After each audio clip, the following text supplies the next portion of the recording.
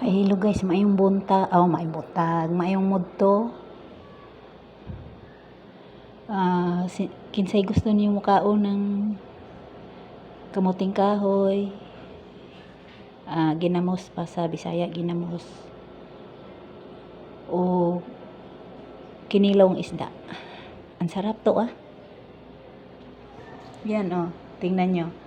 Yan maanghang to, maanghang. Ito, ginamos. Kamuting kahoy. Sarap yan.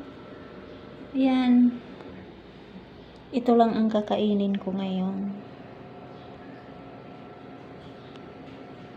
Pananghalian.